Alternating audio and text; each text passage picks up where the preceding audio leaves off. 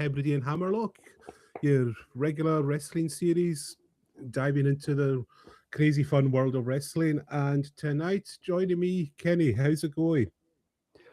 Not too bad. Aye, it's always good. It's Friday anyway. We're It chilling is. out, talking about wrestling. What more do you want, Kenny? Oh, how long have you got? Yeah. There's a lot more you could want. This will do anyway for the time being. So sorry, I started hearing myself repeating it, but I realised I had another window open. But that's it. It's technical issues. So happy to announce our first ever Scottish wrestler on the show.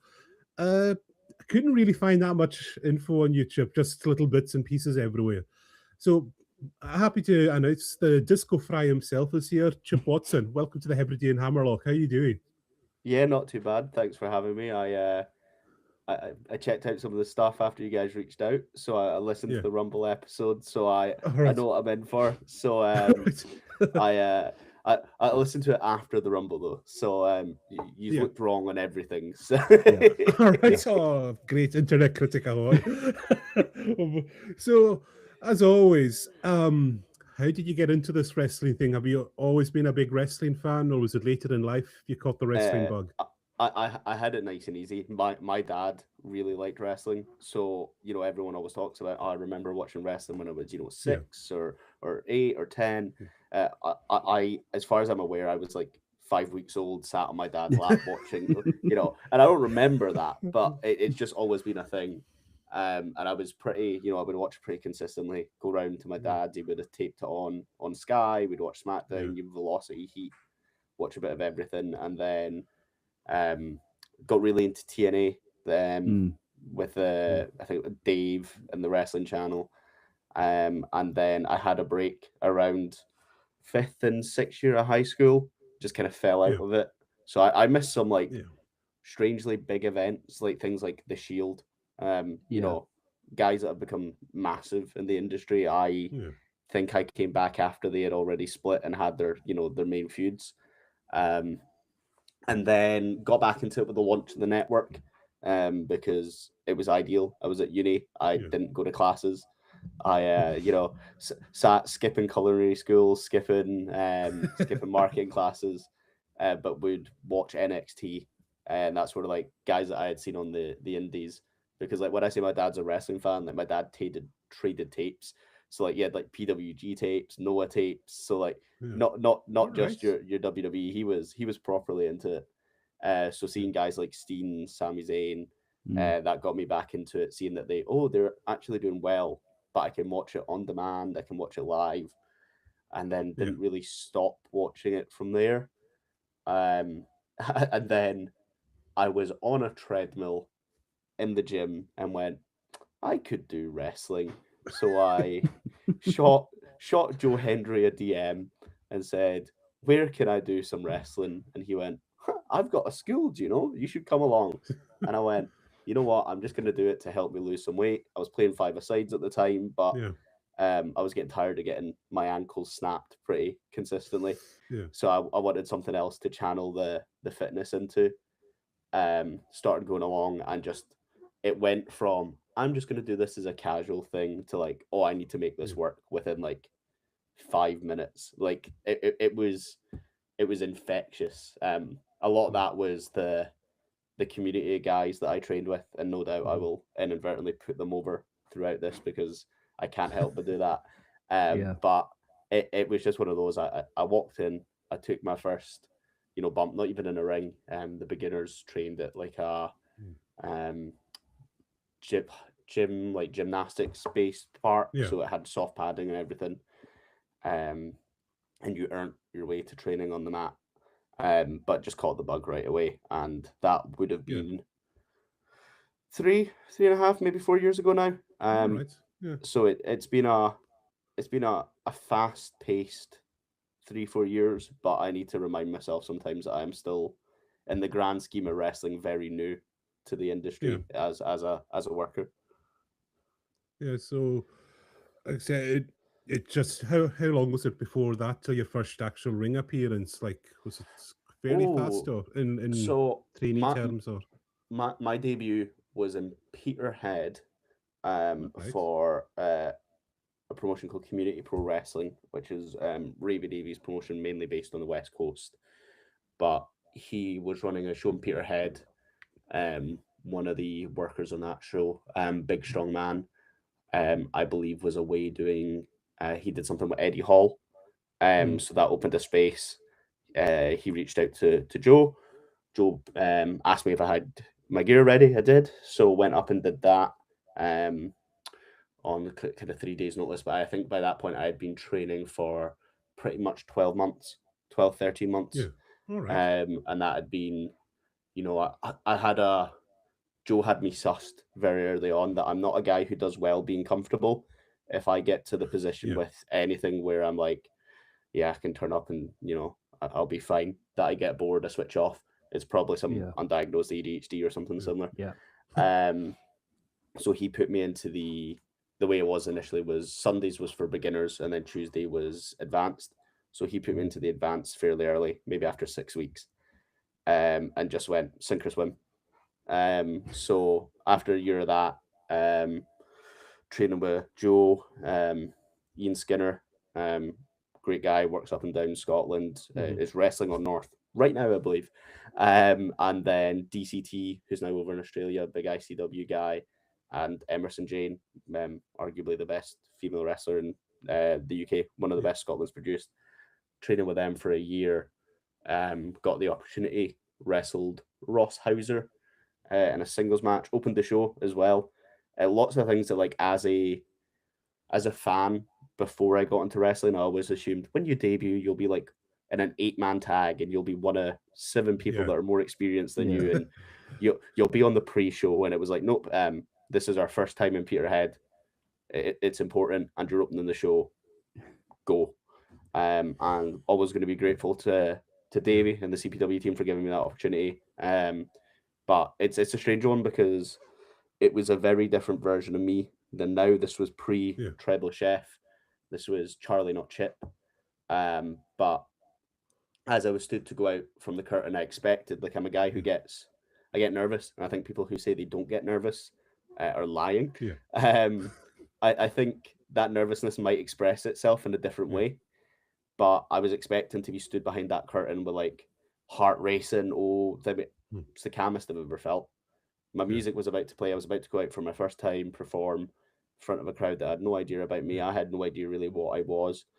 I'd never done a student showcase or anything like that. A lot of guys when they train will do shows in their training school, in front of, like, casual crowds, or the gala circuit's a big way. Mine was very much we think you're ready, just don't mess it up. And I've watched that match back semi recently. It's very much a first match, but nothing goes awry, and it's it's pretty solid. And I've worked Ross 2 more times since then at various points. See each other all the time, so it's a nice one to get in. And as a football fan, being able to walk out from my debut into the Peterhead changing rooms and see I always forget what they call them. One of the little flags you give a team when you play them. They had one from Hearts, which is my team. Is it a pendant or something? Yes, like that? or a pennant. Yeah, Yeah. They had one of them from Peterhead versus Hearts friendly. All right. So that was really nice. I do now work for one of Peterhead's rivals in football, so I should say boo Peterhead. But they'll always have a special place in my heart for that debut. Kenny, do you want to come in there?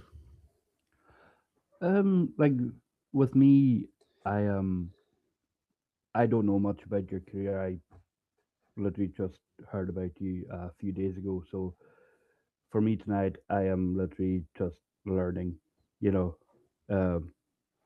So yeah, I'm just taking in everything and just No, like I say, I am.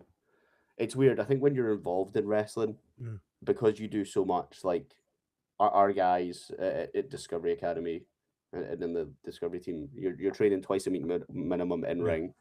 You're at the gym 3 to 4 days a week. You're doing seminars. You're doing your social stuff. You feel like 4 years is massive, but really I've been on shows properly for about 2 years, and sometimes it's quite good to have a reality check of, there are guys I train with that have been doing this longer than other people I train with have been born. Mhm. So I think it's good to find the balance of being patient but not being too Yeah. patient. I think you do kind of have to grasp opportunities, Yeah, you've got to have that and I think ambition there as well. yeah, absolutely. And I think you could sit and wait your turn too much, but at the same time, you don't want to think about oh, I should have this and I should have that, and why does this person Yeah. get it and I don't? Yeah. Like I'm really lucky in that, obviously because Joe is doing so well over in the WWE. Big Yeah. up Joe, because he's doing so well. I've been afforded opportunities to, like, I think like my 8th match ever was in Germany, and there are people that Right. Germany is one of those prime, when I was a wrestling fan, WXW. Watching guys like Gunther come through that scene, Ludwig Kaiser. Yeah. That's like a bucket list for a lot of people, and I got to do 8 matches in Okay. front of like 800 people because Joe liked the character. Got myself along, was helping out, and Joe was rewarding hard work there. And then also just through for my money, I think the Scottish wrestling scene is in a really fun place just now, where you've kind of got wrestling scattered all across. For the main ones for me just now are WrestleZone, who are up Aberdeen based. One of the best backstage environments I've ever been in. So organized, so professional, so relaxed, but in a good way. Fans that have been going to WrestleZone shows for 10, 15 years, that are fully bought into um the characters. They've got a guy there, Scotty Swift, that at his peak, when I say he was like John Cena in Aberdeen, it's not even a hyperbole. Like it's crazy. You've got Discovery in Edinburgh. You've got, and then around it, you've got Power Pro, Valor, Iron Girders in Glasgow, CPW in Glasgow, APW. Like there's a lot of good Yeah. places to work. FCW in Dundee, and ones that I will definitely just forgetting just because I'm not as close with guys on those Yeah. shows, but there's a real good core group of lads in Scotland just now, and I think it makes it this really good environment where everyone wants each other to do well, but also wants to do better than each other, because you should. A prime example for that for me is Judas Gray. Judas Gray is a guy that I started a year and a bit after. Came through Discovery Academy as well. Is probably going to be the biggest name in Scottish wrestling. He's on a path that could see him be bigger than Drew Yeah. McIntyre. Like Alright. he is wrestling North main events, TNT main events. I wouldn't be surprised to see him pop up in Progress. He's the guy in Discovery. Yeah, him and Ronan King, Team is Vanity, are probably the 2 best wrestlers Scotland's produced in a while. And they are just ridiculous. But I watch them and I'm super happy for them as my friends. Yeah. But with a hint of, right, what are you doing that I'm not? What can I look Yeah. at and go, Yeah. okay, Shows. I've not been to the gym today. Bet Judas has. But at the same time, we all push each other to the point where Ronan King's got Catch Fitness, a PT thing. I work with him. We had a chat about what was going to work for me, and now if I don't go to the gym, he DMs me calling me fat, and it's from a place of love, but it works. It's a real good environment. I think that sometimes wrestling tries to be too different to anything else. Yeah. Like it's not football and it's not the theater. Yeah. It's somewhere in between. So it Yeah, kind of needs to try and draw from both. But it is ultimately, if the Scottish scene is to get better, there needs to be some level of collaboration and Yeah. improvement. And I think it's great to see, people training at multiple schools. I think is always a good sign. People from Iron Girders, Power Pro come over to Disco, people from Disco going over to them, up to WrestleZone, just learning from everyone, because you look at some of the coaches you've got in Scotland, you've got Aspen Faith, a man who I always say has forgotten more about wrestling than anyone will ever forget. Like, it's incredible. You said go to him, I found this really crazy wrestling from Nepal. They're wrestling in a ring and it's at the side of the Himalayan mountains. And he goes, oh yes, it's this match from this show at this date. And that guy actually once wrestled Psychosis in Mexico and broke his arm, and it was his left arm. It's incredible. It's honestly, I sit down with Aspen and we'll just be having a chat, and I'll drop something in like that, and he introduced me to this thing called Wrestle Map, and it's an interactive map that just has every promotion in the world that they've got a link to, Oh, and you just jeez. sit and go, why is there a wrestling promotion in Micronesia? What do you mean they've got a YouTube channel? And then all of a sudden you're 10 hours deep into that. Like Yeah, you've got Aspen Faith, you've got BT Gunn, Wolfgang, Emerson Jane, Ravy Davy, you got the guys up at WrestleZone as well. It's yeah. there's just so much across all of the schools. Andy Wild, it's Yeah. it's a good place just now. Yeah, because I think it is showing in just the representation Scotland has on the bigger stage. We seem to be punching so above our weight, in just in terms of names we have. Because yeah, we can't deny WWE's the pinnacle, and just Yeah. the amount of Scottish Yeah. talent in there. It's like, guy, for this country, like we're really producing here. Yeah, it's incredible, and I think it's representation Yeah. is so important. And in the scale of representation, I think seeing a Scottish person is maybe not as important Yeah. as some of the other representation. But I think to look at someone like Drew and someone like Joe, who I think are the two big ones just now, but that's not to take away from your Kaylee Rays, your Piper Nibbins and such, and your Noam Dars. But you look at those two and you go, they had very different paths to the Yeah. WWE. Yeah. Drew was kind of handpicked. He was this really tall, jacked Scottish guy that the guy picked was going to be this. He went away, kind of stayed in contact, but used the indies to kind of build the hype up again and got picked up. And then you had Joe, who did the stuff with Rusev as an extra, did his route, but then it was becoming a viral meme and capitalizing on that and keeping that momentum going while still being a very good wrestler in his own right. That took him there. He also got there a bit older. I think Joe was mid to late 30s. So you sit and look at that and go, okay, well, I'm 29. I started fairly late. Maybe there is a route for me in 8 years to end up there. I think, generally speaking, I think that most people you speak to on an independent wrestling show either want to wrestle for the WWE, they want to wrestle in Japan, or they want to be king of the indies. Those are kind of the three things. Yeah. Obviously, with the rise of AEW, that kind of becomes a fourth option, but I think that kind of ties into the king of the indies, where I think they still want to do those other ones. Most people just want to make a living doing this. But WWE was seen as the way to do it. But I think there's so many ways now. You look at guys like Matt Cardona, who were doing signings every weekend, wrestling on any show that would pay their wage. Obviously, they had that WWE exposure beforehand, but you could look at various other examples of people doing that. So it's good to see Scotland punch its weight. Also, the one that always surprises me, and it shouldn't, because they've got some phenomenal training down there. But Wales, some of the talent coming out of Wales, given the size of it, is ridiculous. Like, and they've not necessarily had a Drew McIntyre level success story yet. Yeah. But the quality of wrestler, guys like Flash Morgan Webster, Noam Dar, not Noam Dar, sorry, Flash Morgan Webster, Wild Boar, guys like that coming out of there. It's just the talent level. Tegan Knox, who was obviously in AEW and WWE, it's just crazy. And it's also just one that every so often I'll watch someone wrestle and then find out they're Welsh and I go, oh, that makes so sense, because their fundamentals are at such a level that it's just, you clearly came through this scene. Yeah, it's like when you think about wrestlers from the UK, you always think about England, Ireland, Northern Ireland, and Scotland. Wales is kind of you never think about Wales when Yeah. So it is good to see that the Welsh wrestlers are starting to like show their stuff, starting to like become more prominent. Yeah. It's like I didn't know that Wales had had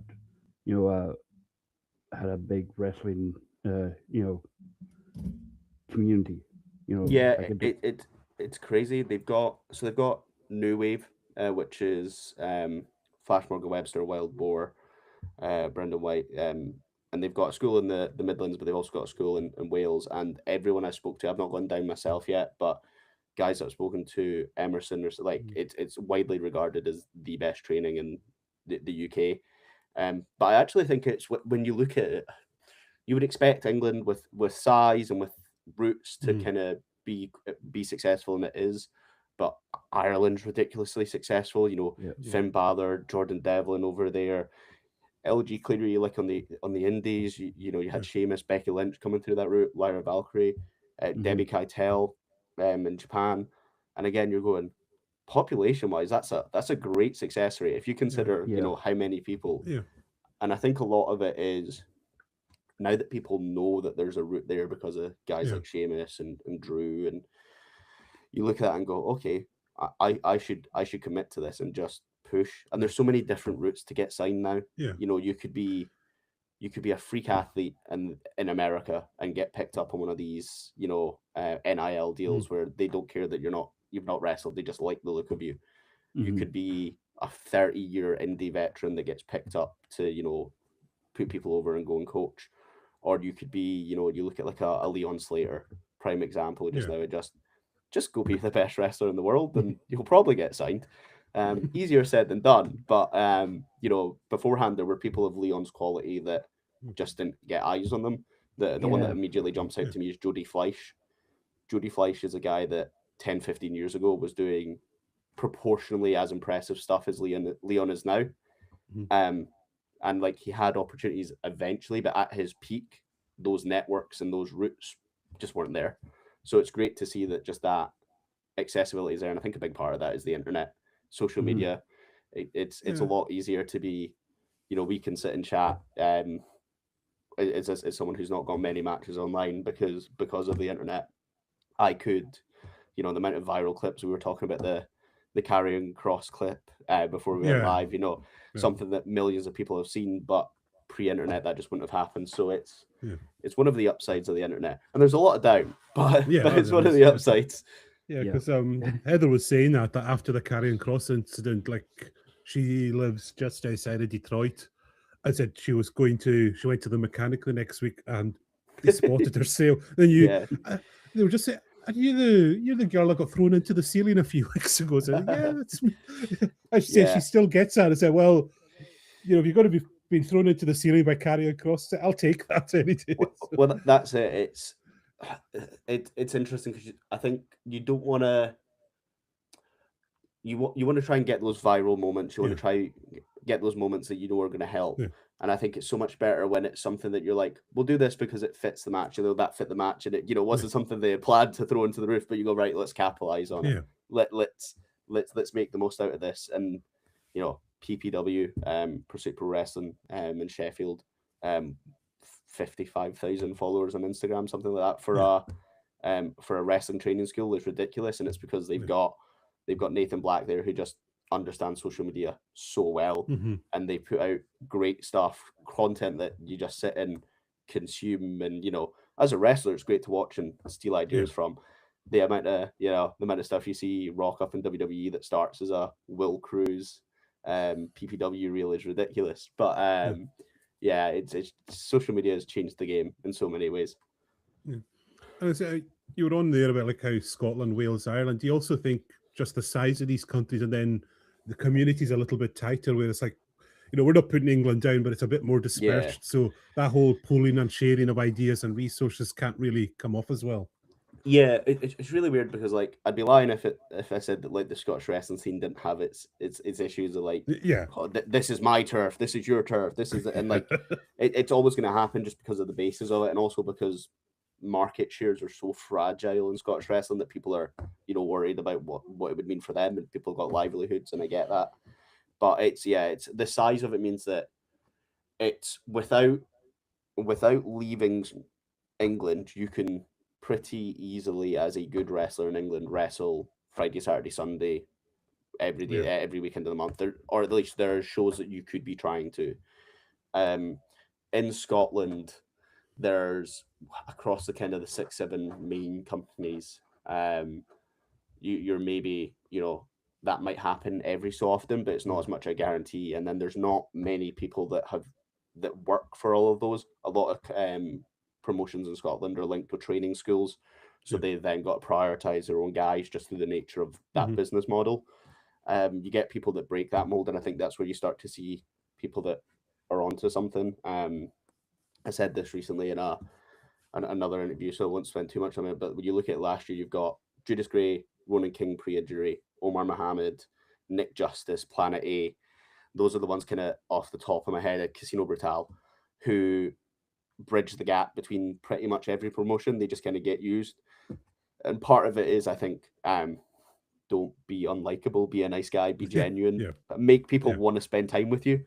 But also then those guys are just great, offer something very unique to each of them. You know, Planet A and Casino Brutal are both tag teams.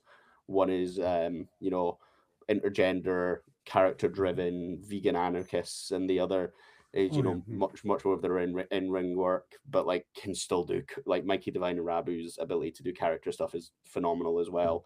So it's when you look at that, I would imagine that the same would be true of, you know, Ireland as well. And I know that, for example, there's two big promotions in Northern Ireland, but you know, they're not necessarily like a complete crossover of rosters. They've got their own guys from their own schools and things. So I think just when you get to England, there's so many more promotions that aren't linked with schools, but also just there's just more. It's quite similar to football.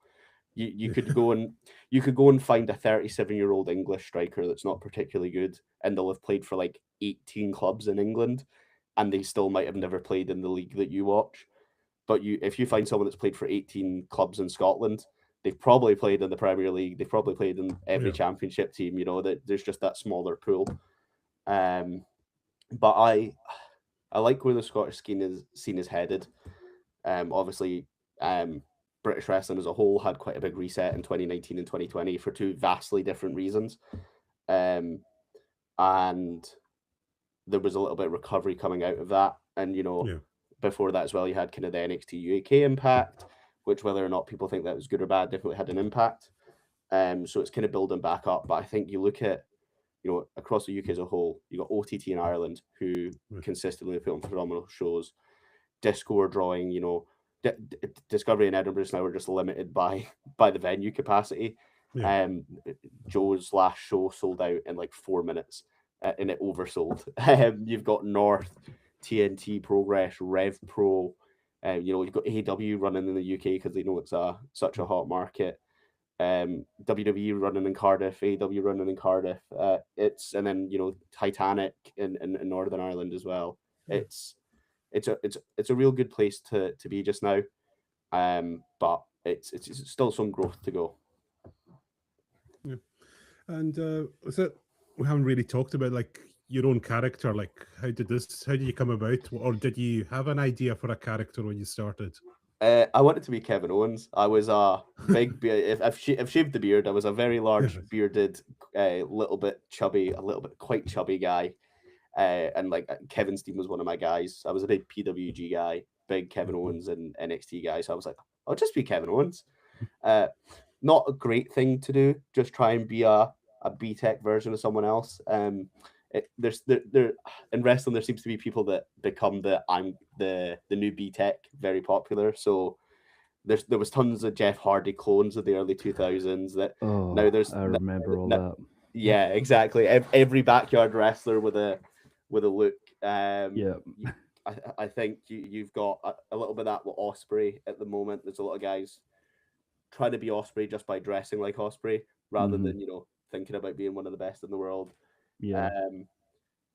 For a while, obviously, before that, you had there's so many people that want to be the Undertaker or some big spooky.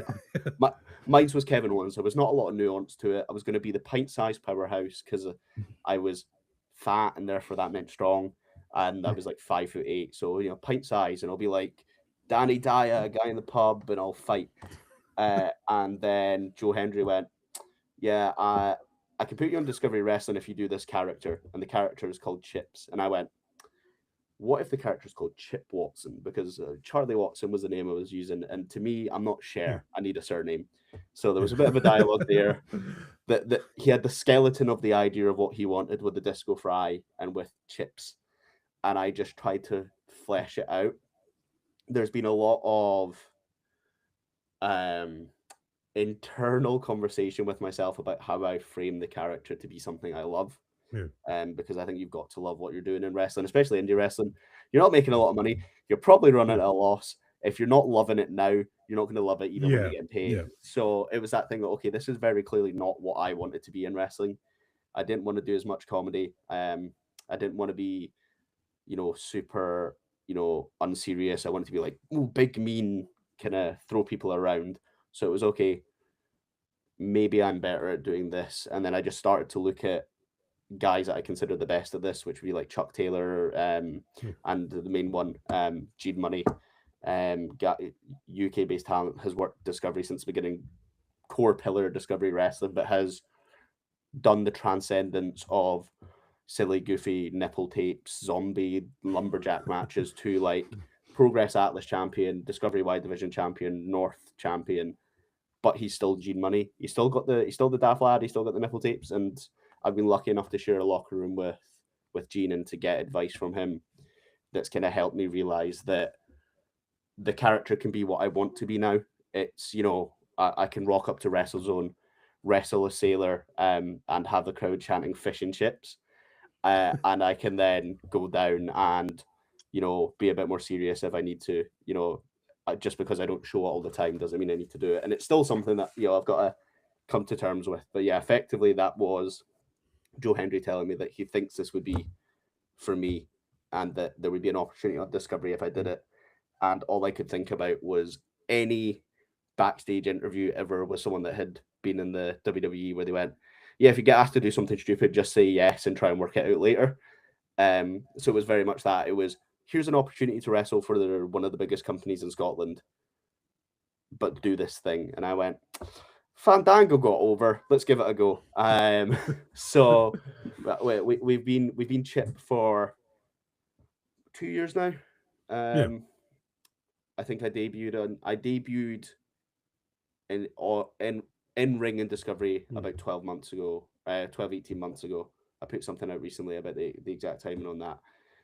The character's evolving. It's, still the same thing. I'm still the tribal chef, Hiroshi Scranahashi, the boss man of British wrestling, all of the schisms, all of the kind of nicknames, but I can go a bit more in the ring. I can show a bit more of that style that I like to do, which is, I think, what's important. There was only so long that the same thing would have lasted. So I'm lucky that the Disco Faithful have really given me time and patience and have got behind this character. It's honestly, it's the strangest feeling going back to normal life after a Discovery show. Yeah. I get it after most shows, but like Discovery, wrestling in front of 500-600 people that are fully bought into what I'm doing. I'm behind the curtain, my music plays, they're up and they're clapping and making noise before everyone walked out. And then I've got to go and be, boyfriend and dog dad and take the bins out the next day. And nobody's standing up and clapping me when I do that. It's a strange high to chase, but it's phenomenal. Yeah, Heather was saying exactly the same thing after a weekend doing it, and like she's playing heel a lot as well. Yeah. And then having to say like I'm just a very quiet, and then like people always walk up, say, "Oh, you're so quiet and reserved." And say, "Well, my wrestling character is just basically me. I don't know, exploring myself a little bit." She says, it's a side she doesn't get to do. She's too nervous to do anywhere else. But those are the wrestling characters that I love, and I say that with a full thing of like Chip at a show, and Chip just now we're similar, but there's a lot of differences. But I think the best wrestlers are the ones that are just themselves turned up to 100. I think you need to be, especially in the world of social media where you're constantly interacting with fans, you're constantly trying to make content. It's a lot easier if you can just do something organic. I think one of the best for that is Omar Mohammed. TV's Omar Mohammed, to give him his full title. Who one of my best friends in wrestling, but he is so authentic in everything he does. And then he just comes up with these great ideas, and you will see half of Scottish wrestling coffee in him within 2 weeks, including myself, because you go, why didn't I think of this? And it's because he's just going, oh, I would like to watch that. Let me do it. I'm going to ask wrestlers their favorite things on Letterboxd. So it's good fun. And and in a way you were quite right, because you came up with like one of the most Scottish characters you could think of, like the whole a guy who works in a chip shop. Just it's an easy sell. It's I'm making my debut for a promotion in Italy. next month, IWA and Pro Wrestling Roma. Please tell me I, you've said you're going to deep fry the pizzas. I'm waiting to see if they're going to boo me or cheer me first, but it has been written down. It's the only thing. There's a whiteboard up here that just says deep fried pizza Italy ? But that was a case of those guys were looking for unique characters that could be explained in 2 or 3 sentences. And as you may have grasped from this interview, I'm not great at keeping things short and simple. I like my words, but this character was just super easy to go. Yeah, I run a chip shop and I wrestle because I want my chip shop to be world famous. There you go. That's what you get. And if you want that to be super serious and I'm gonna grease you up and beat you up, sure. But most of the time it's just me coming out, red polo shirt, checkered shorts that I've cut off, have a little goofy fun, and then like try tell a story in between the ring. And I'm lucky enough to do it with one of my best mates, James Erdos, by my side. So it's good fun. And again, I've been so lucky in Disco with sharing the ring with guys like Caleb Valhalla, Aspen Faith, Casino Brutal, these big characters to then learn from. Timing in wrestling is such a big thing. You can do all the cool moves in the world, but it's the timing, it's the pacing, and that's the biggest thing I'm still learning. So every time I get to go in with someone as experienced as them, it's just good fun. And do you find there a bit? Have you met some who are very? Like it was like the other week, like I said, I've been watching a lot of documentary. Like Macho Man was kind of quite famous. He would send his opponents like long sheets of saying, "This is what we have to do and when." Or are you a bit more kind of go? You've got ideas what you want to, but you kind of go with the flow a bit more. I've not had much of an experience with the first one. I think the closest to that is I've been helping out at Discovery Wrestling Academy, kind of with the beginners classes, and I was involved in a match that gave a couple of them the debut, and that was a bit more like that, because it was a controlled environment. But most of the shows I'm on, it's turn up on the day, maybe been told who I'm wrestling, so I've maybe thought of some ideas of, well, they do this, I do this. How does that gel? But it's then, what time do they turn up before doors? Let's put something together and then get out there. And even within that, you're maybe going, we'll do something here that leads to this. And I think if you try and make wrestling painting by numbers and like super planned, you don't leave room for the crowd to react. And especially with a character like mine, there's so many good opportunities to get moments that you want to pay off with those. That if you don't leave the room to breathe for those, you just miss out a lot at the table. So I've not had anything there yet. I'm a big overthinker, so I will run through a lot in my head, right? If this goes wrong, how can I recover it? If I want them to react like this, but they don't, how can we save it? A lot of guys that are super experienced will just go, this is the base, fill in what you need to know, and then let's go out there, and they can put their boots on and go out.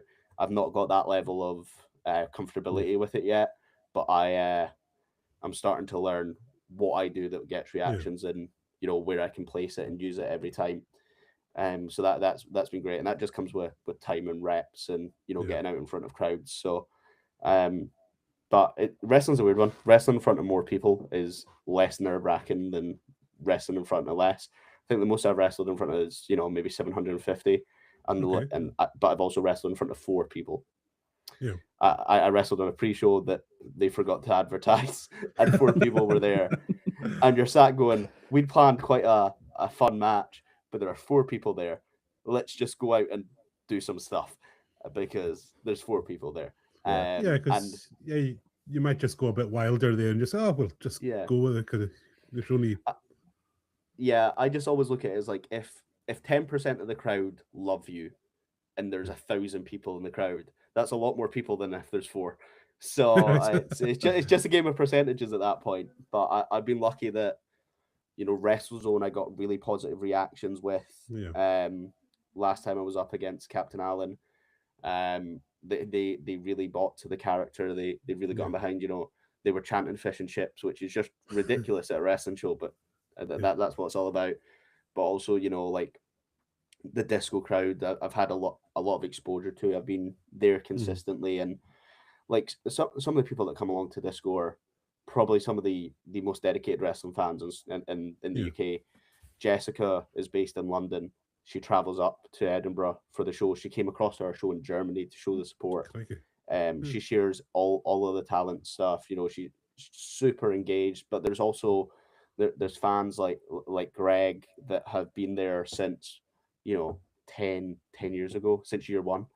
Well, like 8 years ago, like since year one, and have seen the story. I've seen people come and go. Have seen guys like Joe go from just guys that were on Discovery to the champ to in the WWE. Seen the kind of evolution, and would know more about the history of the company than I would. And I always feel it's very important that they're giving me lots, so I try and make sure that as well as speaking to them and understanding them, that I make the time to sit and remember faces, remember names. That's quite an important thing for me. I was and I am fundamentally a wrestling fan. I had a wrestling podcast. I had so many wrestling podcasts that I need to be the wrestler that I as a fan would have wanted to talk to. I want to be the person that will you want to stop and ask me for a photo and chat 10 minutes, let's go. I don't mind. You want to buy my merch, but you're a couple pounds short, I don't care. There you go, have the t-shirt. I just want to be.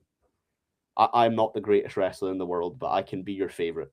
That's the Chip Watson mentality.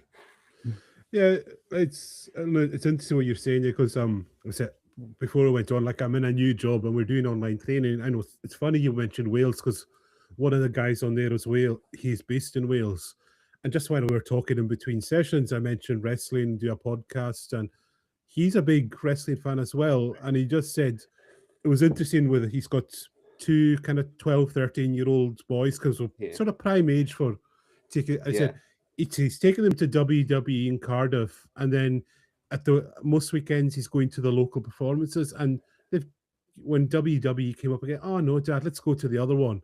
Yeah, and it's just he was asking, just say, well, said, oh, they seem really nice, and they always come and speak to us like the wrestlers, and they always have time for an autograph. And it's that connection. I think that's you don't really. It's so good in indie like that. Yeah, I think it's also like it's an affordability thing. I think for me as well. Like there are and not to consistently put over Discovery because it's where I train, but a child's ticket at Discovery is £5.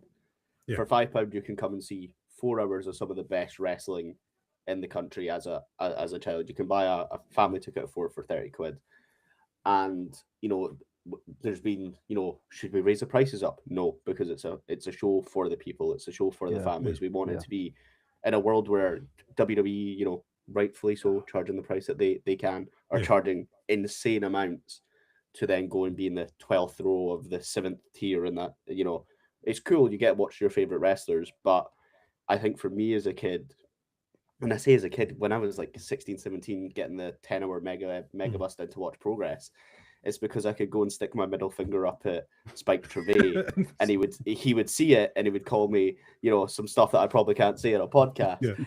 And you sit and go, oh, he insulted me. I feel part of the audience. Whereas like there's just that level of separation in big productions, and I think it's the same with music. You go and see your favorite artist at Wembley in front of 50,000 people.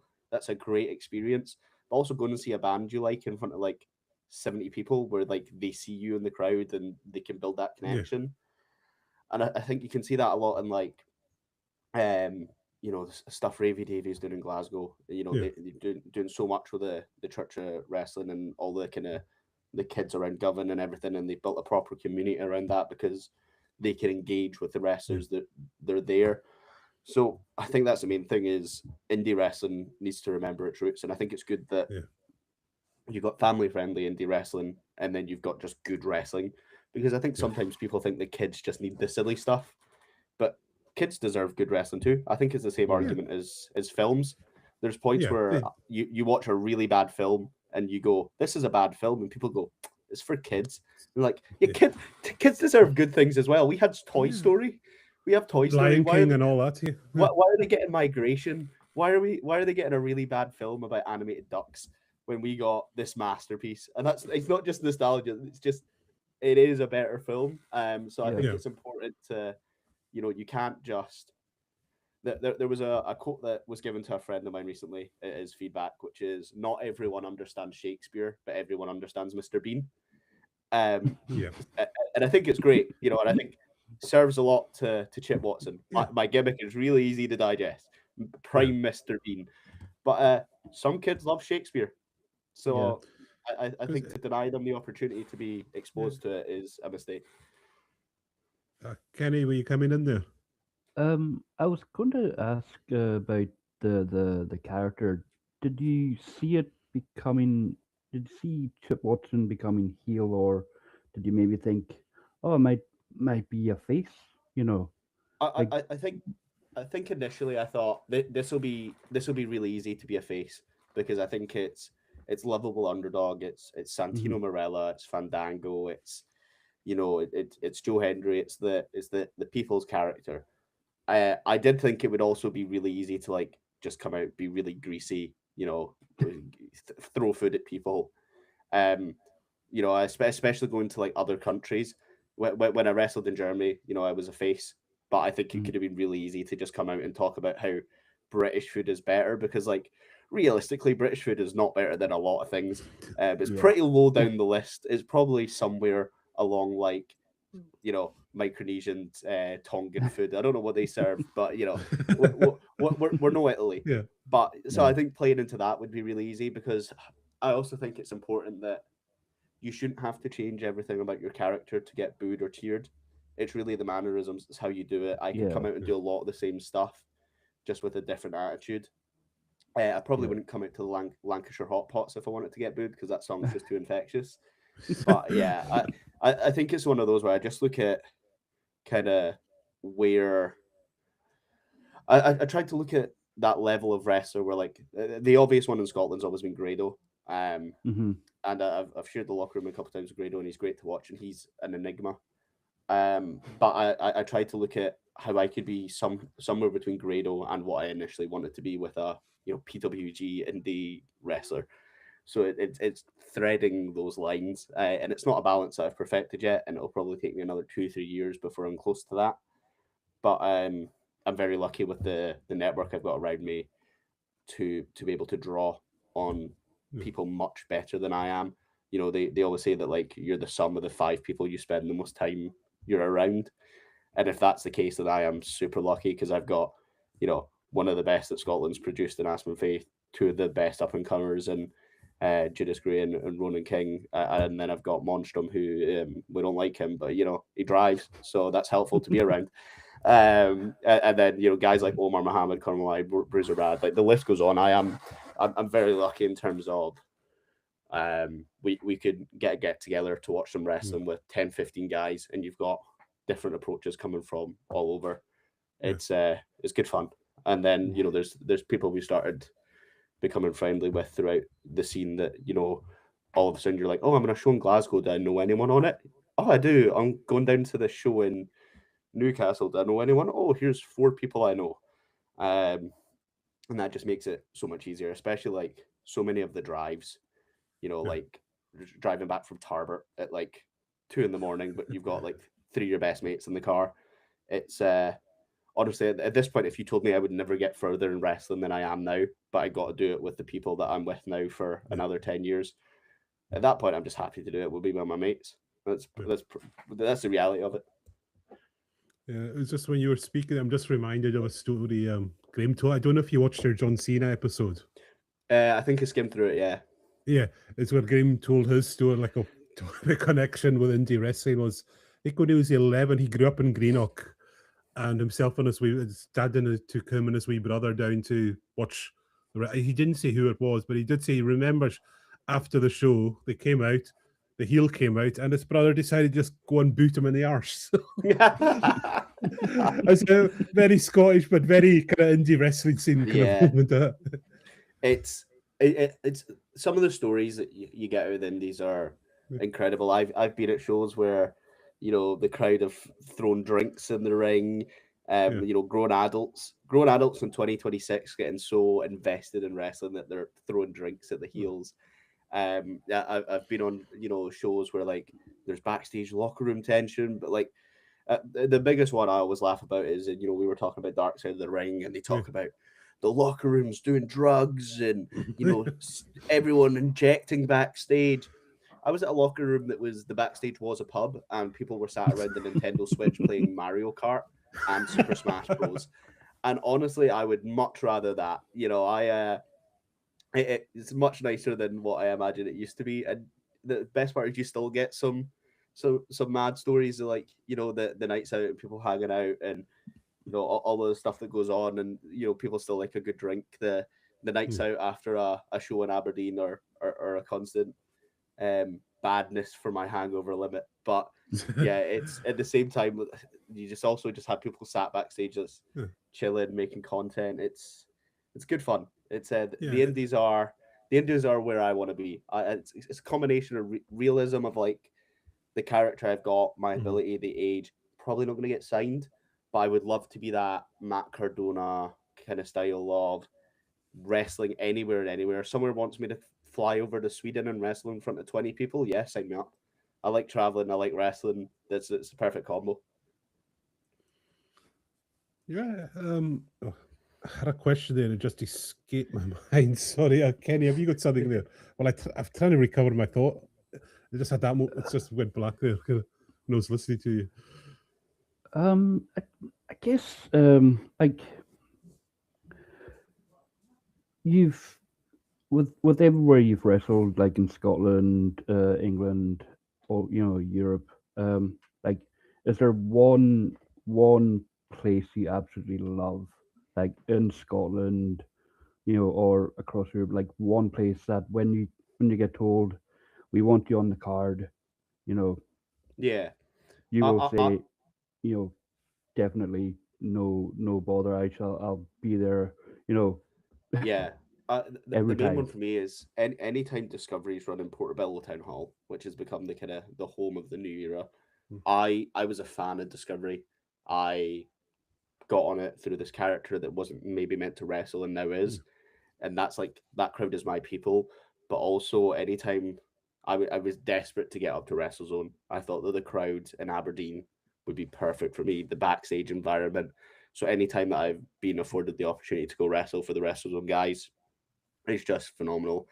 And like there's a lot that I want to tick off. I wrestled for Iron Girders this year as part of Planet A's Mm. charity show, and that was great. That was something I've wanted to do. I really like a lot of the guys over there. Really wanted to get involved. Still really keen to maybe try and do something with Power Pro as well. I'd love to get up to Combat League, up in kind of the proper Highlands of Scotland. Just like they're so far away from everything that they're just doing their own thing, and Yeah. I think it's great what they're doing up there. I'd love to go up there and kind of express my own thing up there as well. Um, I'd love to start getting involved more down in England. I've gone and trained down there. I've not had the chance to wrestle yet. I've theoretically wrestled in Germany and Italy before England, which is strange, but it's the way that things have worked out. But England's got such a plethora of its own talent that to then be, for a company to pay for the expenses to bring you down, probably put you in a Yeah. hotel, you really need to be offering something. So it's just one of those. It's going to be a combination of the hard work that I need to put in, a bit of luck, because there is always a bit of luck. Yeah, Somebody can't make a show and they know about you, or somebody. Yeah. There's always going Yeah. to be that bit of that, but I'm just going to keep putting in the hard work, showing up when I can, doing my bits and bobs. I think like the pinnacle for anyone in the kind of the northern scene is to wrestle for North. So I'd love to do that. They've got guys like Keg Stacker who's just retired, but who has, a very similar gimmick to mine.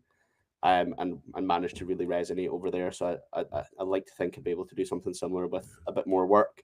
Right. But also just I'd love to just go and wrestle. There's so many promotions that just do their own thing, and I would just love to go and work for as many of them as possible across the world. Japan, China, Mm. Nepal. I don't care. Just let me wrestle. Yeah. yeah. The question I had was, it's come back to me, like, what's more rewarding to you, getting a whole crowd booing you or a whole crowd cheering you? Which kind of does either one give you more Yeah, satisfaction when? I think I always wanted to be someone that got booed when I first started. Yeah.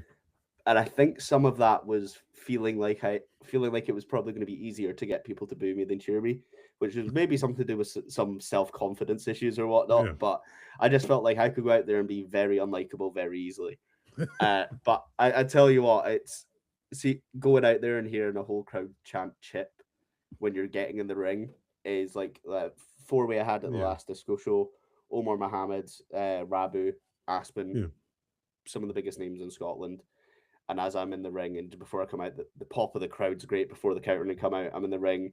They start chanting for Omar. They start chanting for Chip, and I'm going, "Oh, this is good for the ego. This is good for the soul." Yeah.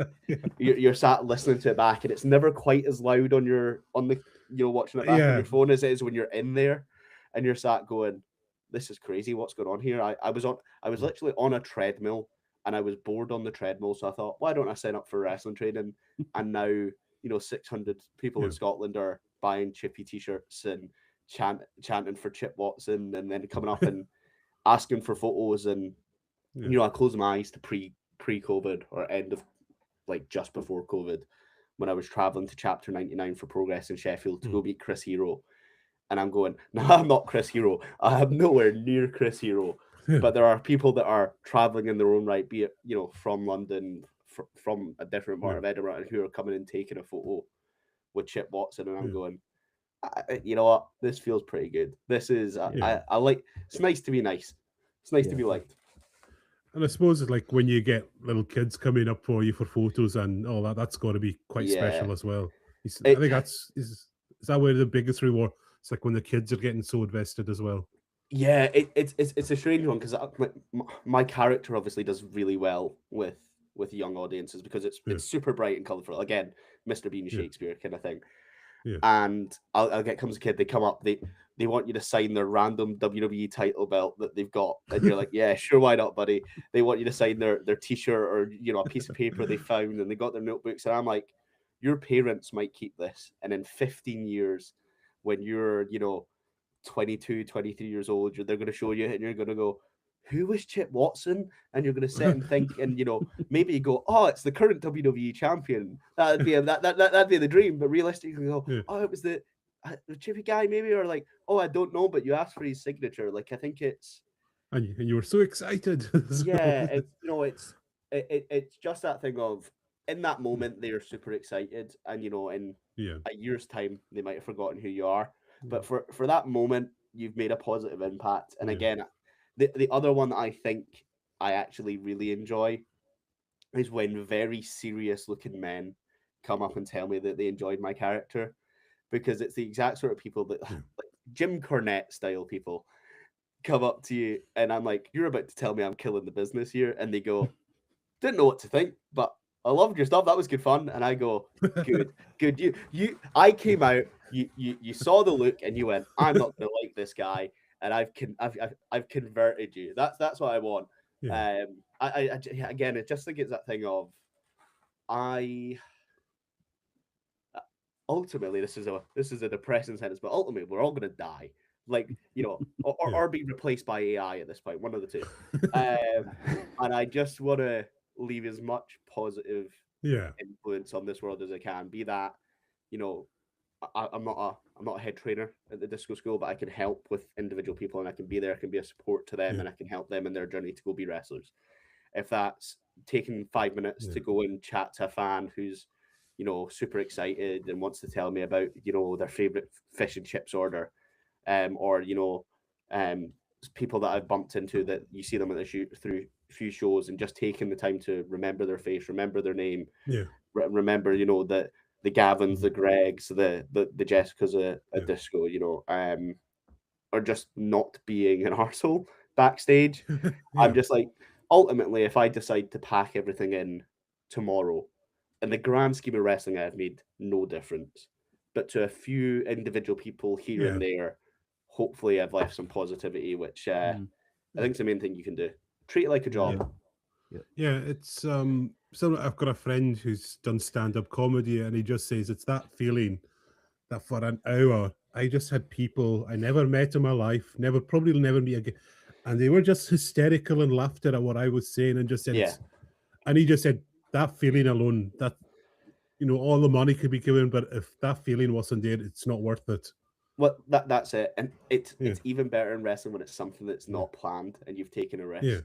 And like, it can be an off-the-cuff thing. I had a match, comedy tag match, with lots of funny things planned, but at one point I just go, stop hitting them in the wiener, And I was just kind of saying it to respond to something that had been said, but I clearly said it loud enough that everyone heard it.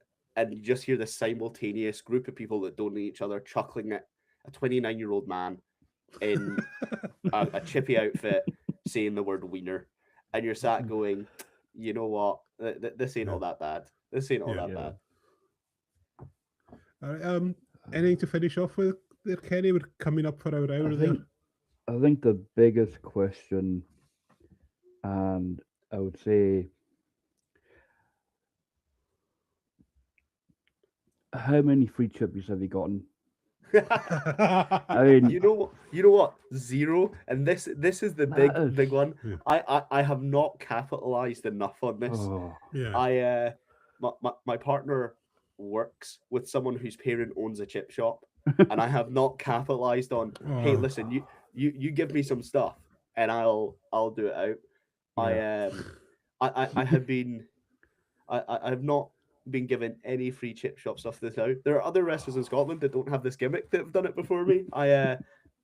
Missing a trick, which is a shame because I love a deep fried steak pie or like a steak pie single. I'm not a Oh. big chip eater. It's cannibalism a bit. But deep fried black pudding. If I had, actually, it's probably not good. If my PT is Yeah. listening to this, even if I had unlimited, I would still have chicken and rice. Don't worry. But no, I not had anything like that. But I will hopefully that or Monster are the two. I think every wrestler wants a Monster sponsorship, and I think Yeah. they've missed the trick by not doing it with someone. I'm not saying it Yeah. should be Yeah. me. They could probably aim a lot higher. But you imagine someone coming out on like WWE sponsored by Monster Ultra, perfect target audience, wrestling Yeah. fans and energy drinks. Oh yeah. Exactly. Yeah, it's very strange you say that. Heather was on about energy drinks as well. So it's It's genuinely across the world. Yeah, it's across the world. when I leave wrestling, the two things that I will always think about backstage is the smell of deep heat. It's Oh, yeah. everywhere. Just the amount of specifically white monsters, because obviously they don't want the calories of a full sugar one. And then just the fact that I have spent many weekends having my back rubbed down by another man because I forgot to tan or they forgot to tan.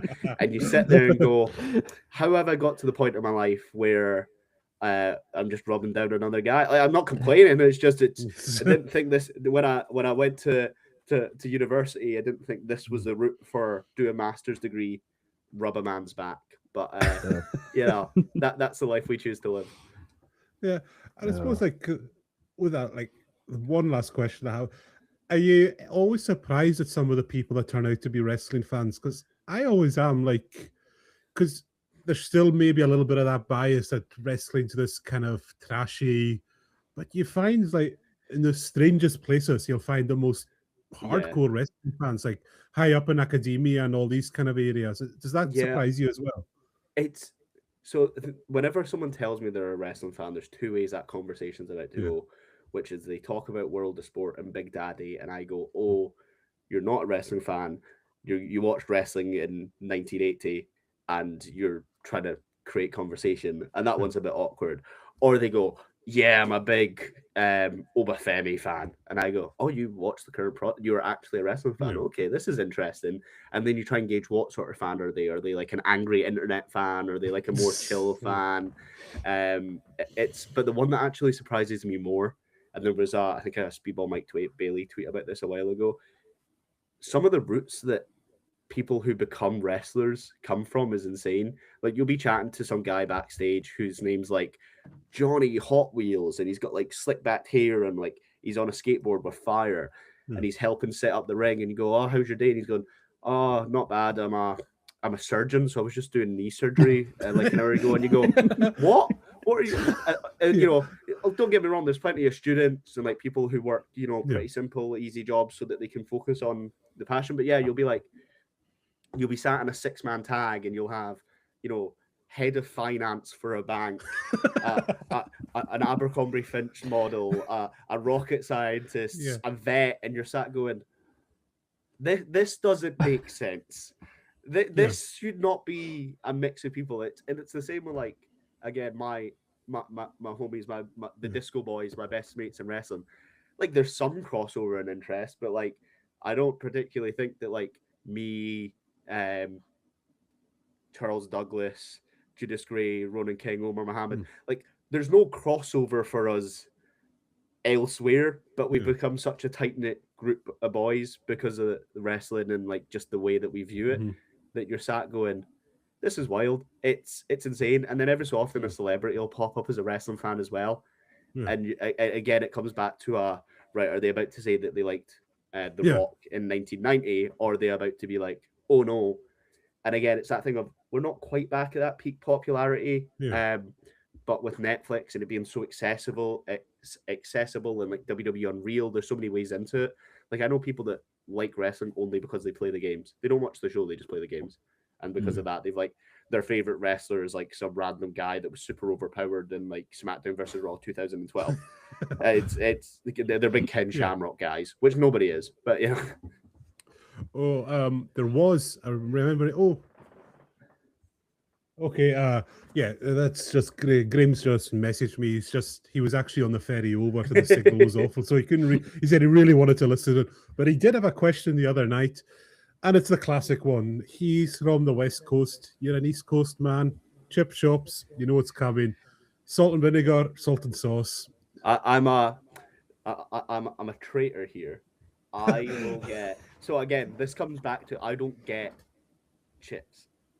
Like I will get if I'm going to a chip shop, I'll get maybe a half fried pizza, some chicken nuggets, and like a steak pie single, which again explains why I need a personal trainer. But I will get salt and vinegar on like the nuggets and the steak pie. Yeah. I if I'm getting chips, I can get behind salt and sauce. And you know what? I vigorously defend salt and sauce because it's ingrained in our culture. But yeah, I because I don't get chips, I don't really get it. But yeah, I'm a salt and vinegar guy on my chip shop order. But if anyone ever asks me that in public, I will deny that and talk about how everything's better on the East Coast. And you know, you get the 45-minute train over from Glasgow, and your life expectancy increases 20 years. But it's just one of those. I think a lot of it comes down to I don't like eating with my hands. I don't like my hands being sticky or messy. So even if I have to eat with my hands, I then don't want sauce on it. So salt and vinegar is the one for me. Although I am regularly told that salt and vinegar on chicken nuggets is weird, but try it. It just makes the batter a wee bit spicy. Yeah. Well, Graham's just replied there, top man, when he heard your answer there. So, so with that, this is how we usually end. Just some quick fire questions. Are you up for a few quick fires? Yeah. So let's go. Don't worry, it's not like Kenny. It's not like that. It's not like my quizzes that I do for the convention. Yeah. Just some fun quick fires. What's the one move that instantly says Chip Watson has arrived?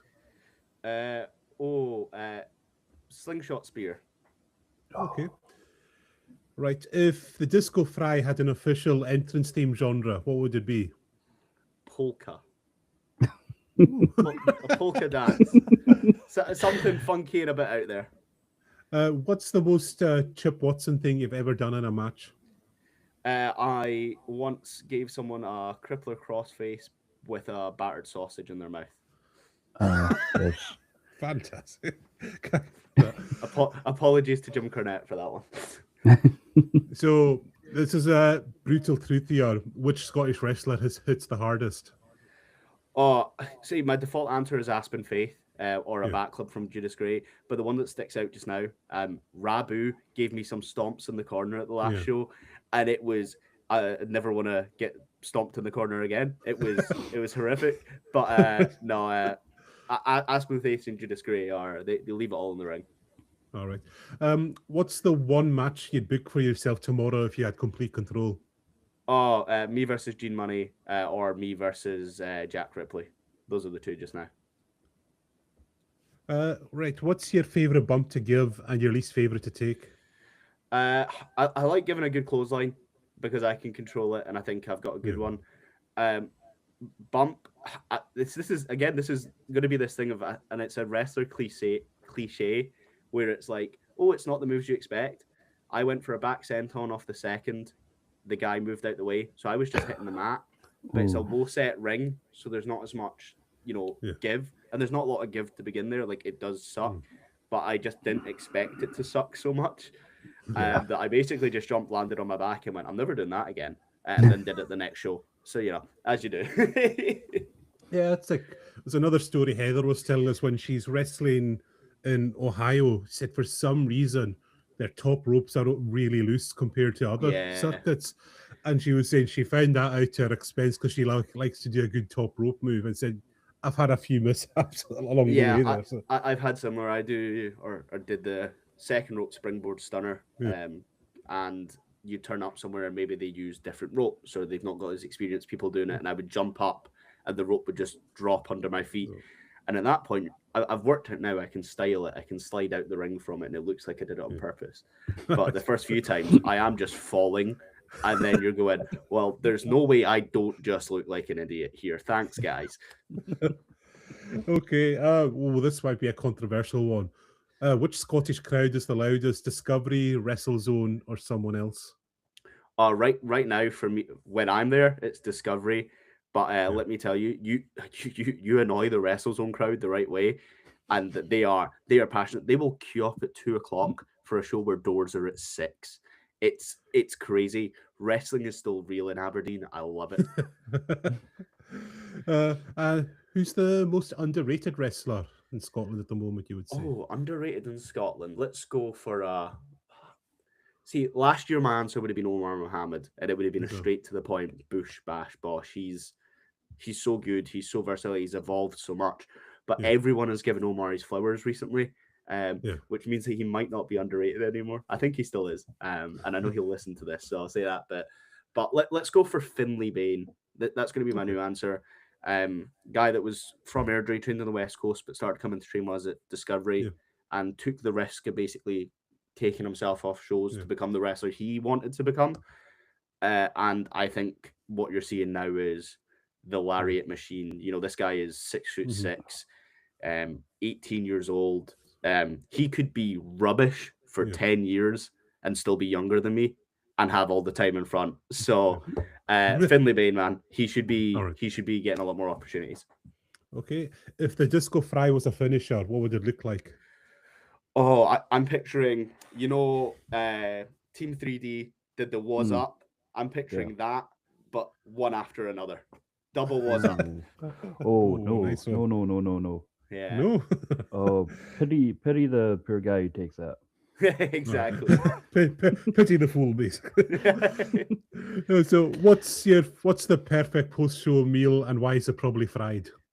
Oh, I mean, you're not wrong. It's lazy option is McDonald's, and I will just get 20 nuggets, but that is the lazy option. If I've got more option, we're gonna go Wingstop. We're gonna get some fried chicken, and then we're gonna go get a German doner kebab, and we're gonna merge them together, and it's gonna be a heart attack in a box. And again, if my PT is watching, I mean chicken and rice. And final question we ask everyone: would you ever consider coming up to Stornoway? I think we even talked about this pre-show. Yes. So yeah, absolutely. I outside wrestling, my biggest passion is travel. I try to, I've been to maybe 42 countries. I'd love to wrestle in 42 countries. That'd be fun.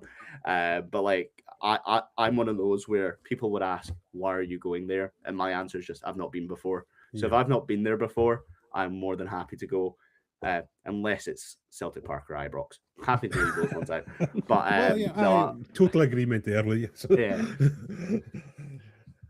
But hopefully, we never know. We can meet up one day if you're in this neck of the woods. We'd love to see you. I've heard some good stuff about the black pudding up that way. So I was saying that when you said deep fried black pudding, I think you can't go far wrong up here.